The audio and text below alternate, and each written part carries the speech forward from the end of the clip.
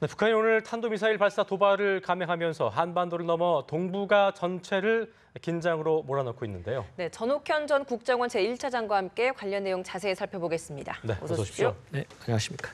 자, 사흘 만이었습니다. 또다시 도발을 감행한 북한.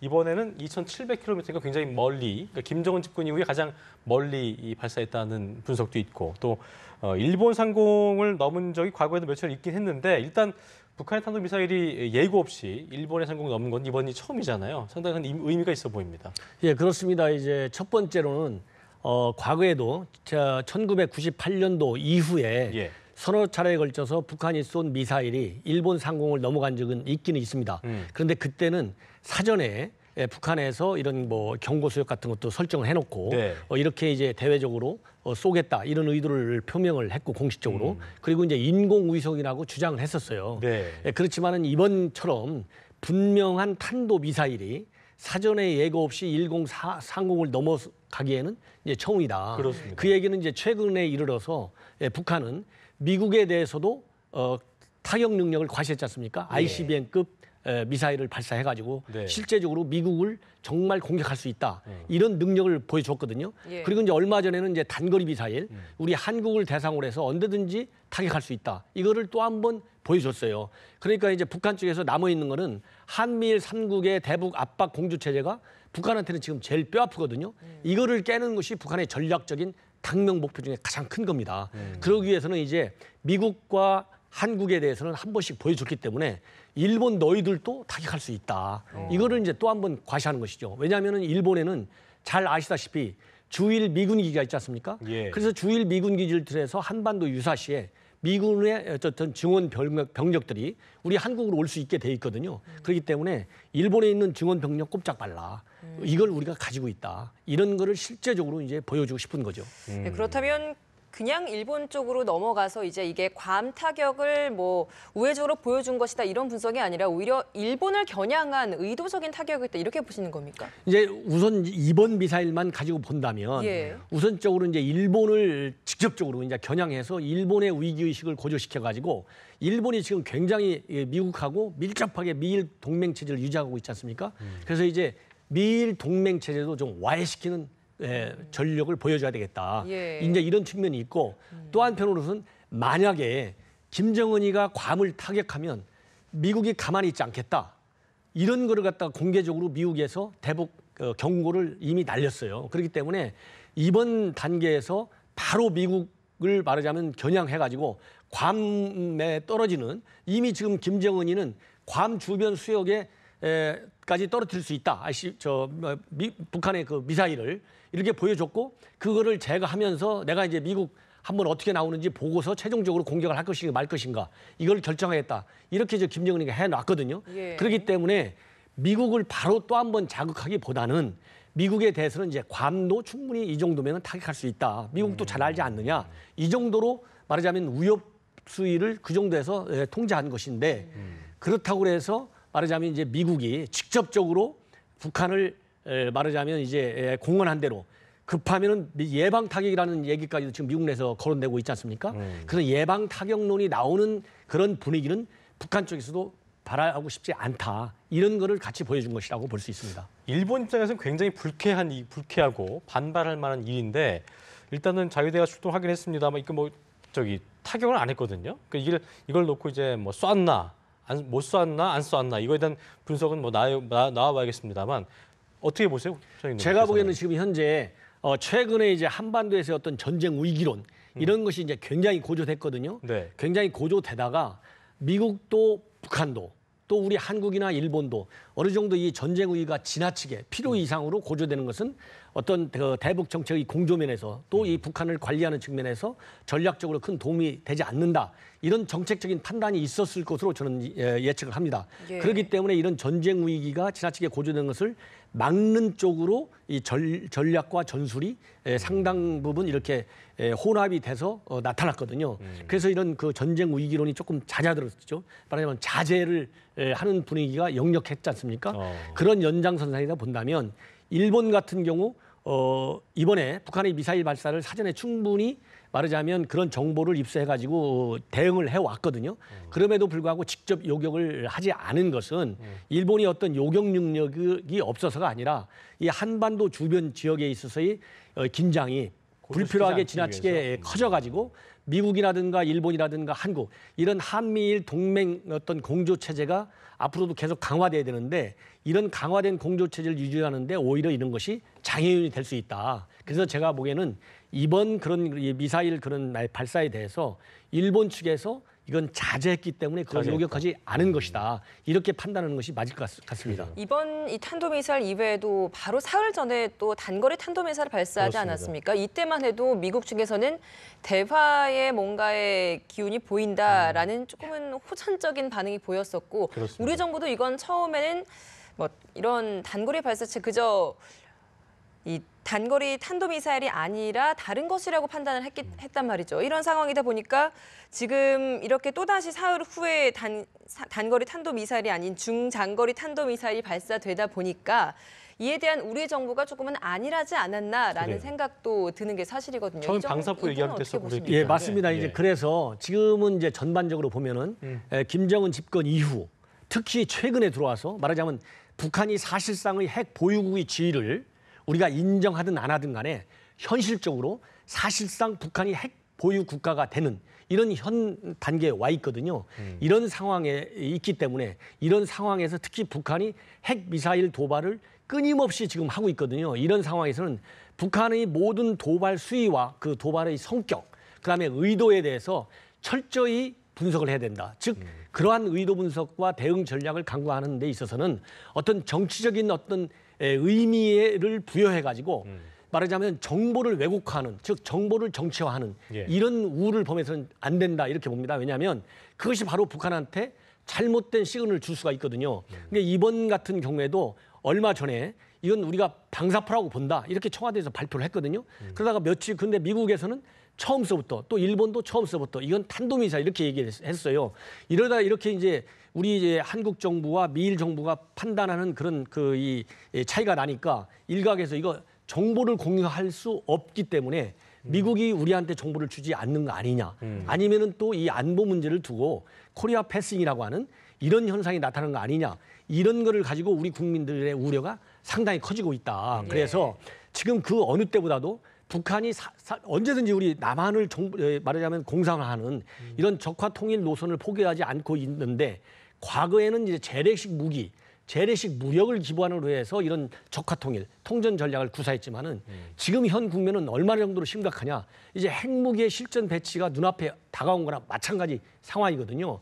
이러기 때문에 북한이 지금 우리한테 가하는 하나하나의 어떤 그런 도발 위협에 대해서는 사실 그대로 국민들이 불필요하게 지나치게 의식을 갖지 않도록 또 제대로 된 안보 의식을 갖도록 하기 위해서 정보의 어떤 공유, 한미일 삼국 간에 그리고 공동 대응 전략의 모색 이런 거에 있어서 조금도 허점이 보여서는 안 된다. 저는 그런 생각이 듭니다. 예.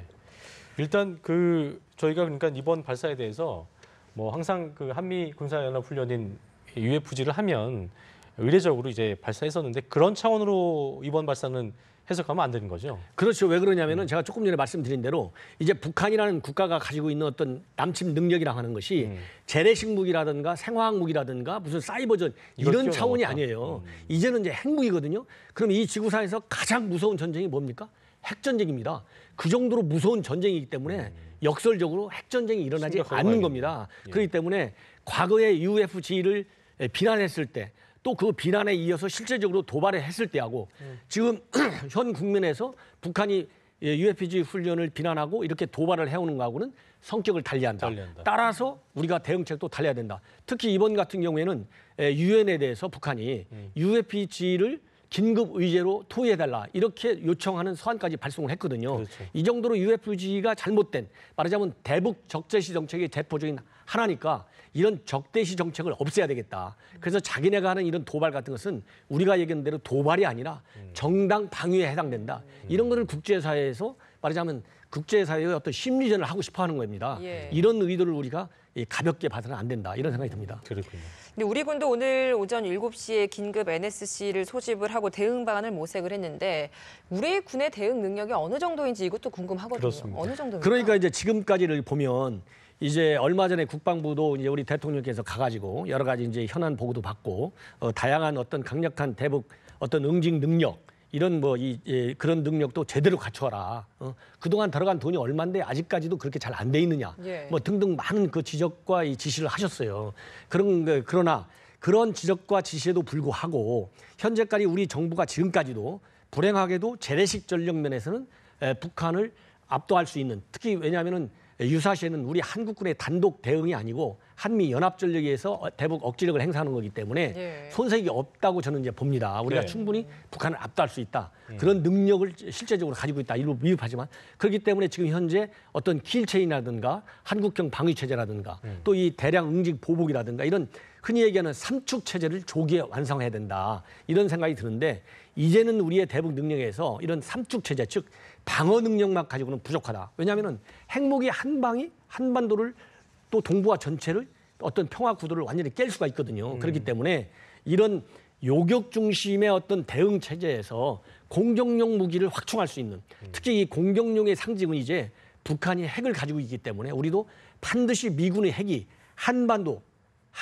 인근 해역에라도 말하자면 반드시 상치되어야 한다. 그래서 더 빨리 제가 보기에는 미군의 전술 핵무기를 일정한 조건 하에서 다시 한국에 들여오는 이 논의를 공개적이든 비공개적이든 빨리 진전시켜야 된다. 이것이 시급하다. 이런 한반도에서의 전술핵 무기가 없는 상황에서는 우리의 대북 방어 능력이라는 것은 제한적일 수밖에 없다. 이런 판단이 듭니다. 훨씬 더 심각하게 좀 그 생각을 해야 되는 부분인 것 같습니다. 그렇습니다. 예, 그러니까 예. 이게 보니까 이번에 북한 탄도미사일 발사와 관련해서 가까이 있는 한국보다 일본이 먼저 언론에 알린 것으로 나타났고요. 또 미국이 이번 북한 미사일 발사 움직임을 사전에 포착했던 것으로 전해지면서 군사 정보 공유하는 거 있어서 또 우리 항상 얘기하는 흔히 얘기하는 코리아 패싱이 일어난 게 아니냐 이런 우려도 나오더라고요. 이 부분은 좀 어떻게 보고 계신지. 이제 그렇기 때문에 이런 이제 사실상 지금은 이제 우리가 남북한 간에 전쟁은 없지만 전쟁이나 버금 없는 지금 안보 위기의 시기에 와 있습니다. 제가 보기에는 해방 이후에 6.25 전쟁 이후에 가장 엄중한 시기다. 그 이유는 다른 것 때문에 아니라 김정은이라고 하는 돌발적 성격의 어떤 그런 그 지도자 그런 인물이 북한에 있다는 거 하나하고 두 번째로는 그런 위험한 인물한테 핵무기가 지금 현재 실전 배치를 앞두고 있다. 이런 굉장히 위기의 국면이 있거든요. 이럴 때는 우리가 치밀한 외교적인 능력 또 치밀한 어떤 정보 능력을 가지고 이런 안보 상황을 관리해 나가는 게 중요하고 이런 안보 상황, 치밀한 외교력과 정보력 여기에 바탕은 지금 현 체제 하에서는 한미 동맹 이외에는 기댈 게 없다. 그래서 한미 동맹 관리가 과거 그 어느 때보다도 그냥 수사학적으로만 얘기해서가 아니라 현실적으로 보다 실감나게 국민들께서도 손에 만져질 정도로 한미 동맹 관계가 단단하게 엮여져 있다는 것을 보여주는 그런 우리 한반도의 어떤 전략적인 그런 위험한 환경을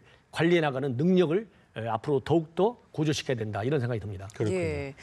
또 오늘 유엔 안전보장이사회 긴급회의가 오늘 밤 긴급 소집될 텐데요. 이게 그렇습니다. 한미일 공동으로 긴급해서 제의를 한 거죠. 여기에 대해서 북한은 좀 어떤 반응을 내놓을 것이라 예상을 하십니까?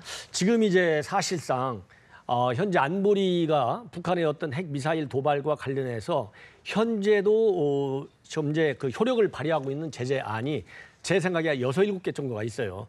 그럼 항상 이런 게 북한이 도발을 할 때마다 그 안보리 제재 추가적인 강력한 제재를 하는데 잘 아시다시피 중국이 적극적인 그 어떤 그 제재 이행 그리고 더 적극적인 것은 지금 언론에도 이제 많이 나왔습니다만은 어떤 원유정단이라든가 본질적으로 북한의 숨통을 완전히 조여서 현 정권의 어떤 체제 전환까지도 말하자면 가져올 수 있는 그런 강력한 제재라야 되는데 북한과 중국과의 동맹 관계가 살아있는 한 그런 제재는 유엔에서 나오기가 어렵다. 그렇기 때문에 이제는 제재가 말하자면 이론적으로는 의미가 있을지 모르지만 그렇죠. 현실적으로 예. 북한의 끊임없는 이런 핵 도발, 미사일 도발에는 사실은 무용지물이 되어가고 있다. 그렇죠. 저는 그래서 그래서 앞에서 말씀드린 대로 제재는 제재대로 이행 강구해 나가되 실질적으로 북한이 핵무기를 가지고 장난을 칠 수 없을 정도의 어떤 수단, 그거는 전술 핵무기밖에 없다. 이런 조치가 병행되지 않고서는 어떤 북한의 핵 도발 그런 거를 갖다가 중단시킬 수 없다고 봅니다. 그 유엔 안보리 제재에 대한 지금 북한의 반응에 대해서 여쭤보고 나서 제가 하나 더 궁금해지는 게 최근에 나왔던 이야기 중에서 그 북한의 원산 에어쇼가 다음 달에 있을 예정이었는데 이게 취소됐다고 했어요. 근데 이걸 두고 일각의 언론에서는 제재에 약발이 먹히는 게 아니냐라는 이야기를 했는데 그 이야기가 있은 이후에 바로 또 이렇게 도발을 했단 말이에요. 근데 여기에 대한 또 다른 분석이 이런 에어쇼에 쓸 연료를 차라리 절약을 해서 이런 도발이나 이런 데 조금은 더 연습을 하고 조금은 더 시도를 하려고 하는 게 아니냐라는 생각도 들거든요. 이 부분은 좀 어떻게 보십니까? 제가 보기에는 이제 현실적으로 얼마 전에 이제 그런 보도를 저도 본 적이 있습니다만은 이제 제재가 장기화되다 보니까 결정적으로 북한에게 타격을 주는 그런 제재의 효과는 나타나지 않고 있지만은 예. 제재의 누적된 효과로 인해서 북한 체제가 어느 정도는 어려움을 겪고 있다. 이런 저도 보도를 봤어요.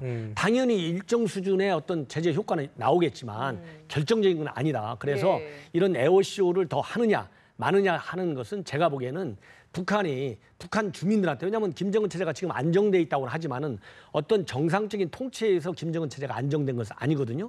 말하자면 공포 정치를 통해서 또 핵 미사일 이런 어떤 대남 어떤 위기의식을 통해서 체제의 결속력을 과시하는 게 있거든요. 네. 그렇기 때문에 지금 앵커분께서 말씀하신 그런 조치는 제가 보기에는 오히려 북한 주민들로 하여금 어떤 위기의식을 고양시켜가지고 체제 결속력을 다져나가는 것이 김정은 체제에게 도움이 된다. 이런 판단 때문에 그런 에어쇼를 중단하는 것이 아닌가. 오히려 그런 화려한 쇼를 가지고 북한 주민한테 뭘 보여주기보다는 강력한 말하자면 미제국주의를 타도할 수 있는 능력을 갖췄다. 이것을 북한 주민한테 보여주는 또 전 세계에 과시하는 것이 김정은 체제에 더 크게 도움이 된다. 이런 판단이 앞선 걸로 저는 생각이 됩니다. 그러겠네요. 네. 그게 김정은의 생각일 거다 이렇게 분석해 주신 건데 일단 그 안보리 제재라는 게 뭐 아까도 말씀하셨습니다만 북한이 뭐 쏠 때마다 이게 뭐 뚝딱 쉽게 나올 수 있는 그런 부분이 아니기 때문에 이전보다는 어쨌든 강력한 제재가 이루어지지 않는다면 아까 말씀하신 대로 무용지물론도 나오고 있는 부분인 건데요. 차장님께서 생각하실 때 가장 치명적인 어떤 제재안, 그러니까 뭐 송유관 차단이라든가 이런 부분도 얘기가 나오던데 어떤 거라고 좀 보세요? 그렇습니다. 지금 현재 조금 이제 치명적일 수 있는 제재안 중에 하나가 최근에 하는 것이 이제 세컨더리 보이콧이거든요. 이제 미국 정부에서 지금 부분적으로 시행을 하고 있지 않습니까? 북한과 거래하는 모든 기업들의 미국 거래를 다 차단하겠다. 금융거래든 무역이든 이제 이런 것이 조금 약발이 이제 먹힌다. 쉽게 얘기해서 그렇게 이제 평가를 하는데 지금 세컨더리 보이콧도 제대로 안 되고 있어요. 그리고 가장 중요한 것은 북한 제재에 있어서 중국의 협조가 제한적일 수밖에 없다. 특히 요즘 국면에서의 어떤 중국 협조라고 하는 것은 중국이 북한을 갖다가 미중 간의 경쟁 구도에서 완충 역할을 할 수 있는 카드로 적극적으로 지금 중국이 활용하고 있거든요. 그렇기 때문에 중국의 제재 동참을 말하자면 끌어내는데 한계가 있다고 봅니다. 그래서 이제 제재를 가지고 이런 외교적, 경제적 제재만으로는 안 되고 군사적인 성격이 가미된 강력한 쉽게 얘기해서 미국에서 얘기하는 군사적인 옵션을 보다 더 실효적으로 북한한테 보여줄 수 있는 그런 능력을 또 의지를 과시하는 것이 저는 더 좋다. 이런 생각이 듭니다. 그렇군요. 예. 오늘 아베 신조 일본 총리와 도널드 트럼프 미국 대통령이 긴급 전화 통화도 했습니다. 여기에 대해서 이제 대북 정책을 조금은 더 강화시켜 나가겠다라는 데 합의를 했는데 아직까지 사실 백악관과 국방부에 있어서의 공식 반응은 나오지 않고 있는 상황이거든요. 미국 정부의 공식 입장은 어떤 식으로 나올 것이라 예상을 하십니까? 제가 보기에는 이제 미국에서도 사실 이제 보여줄 수 있는 카드는 다 보여줬습니다. 큰 틀에서의 어떤 최대한의 압박과 관여, 이게 이제 큰 틀에서의 어떤 전략이지 않습니까?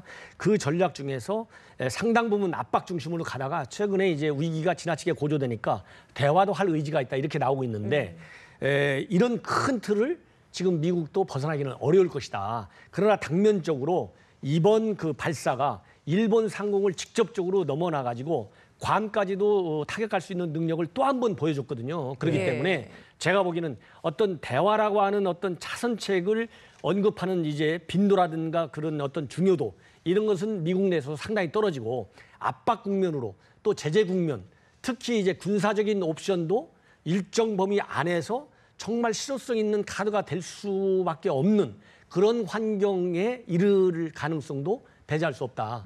저는 이제 그런 생각이 듭니다. 네. 기본적으로 그 북한이 원하는 게 미국과의 1대1 어떤 그 접촉일 텐데 결과적으로 근실 자꾸 이런 도발이 지속된다면 그건 요원해질 수밖에 없는 부분이잖아요. 그러니까 근실에 어떤 추가 도발이 있을 건지 아니면 어떤 대화 국면으로 좀 다시 미국이 좀 그 북한을 어떻게 좀 좀 대화로 이끌지 이런 부분도 저희가 좀 전망해봐야 될 텐데 어떻게 좀 하실 생각이신지. 제가 보기에는 이제 큰 틀에서 보면은요. 큰 틀에서 보면 설령 미국 간에 이제 뉴욕 채널이라는 대화 채널이 하나 있습니다. 언제든지 대화를 할 의지가 있으면 하는데 어떤 그런 그 공식적인 기존의 대화 채널을 가지고서는 진정한 의미, 왜냐하면 대화라고 하는 것은 북한의 비핵화를 유도할 수 있는 대화라는데 비핵화를 유도하는 대화가 열리기에는 굉장히 어렵다. 그리고 그거는 절대 오지 않는다. 왜냐하면 북한이 얘기하는 대화라고 하는 것은 핵 보유 국가로서의 지위를 인정해놓고 북한하고 미국이 핵 군축 협상을 하자는 거거든요. 그렇기 때문에 대화의 성격을 달리할 수밖에 없을 것이다. 이런 생각이 듭니다. 알겠습니다. 자, 지금까지 전옥현 전 국정원 제1차장과 함께 미사일 도발 관련 소식 함께 짚어봤습니다. 오늘 말씀 고맙습니다. 감사합니다.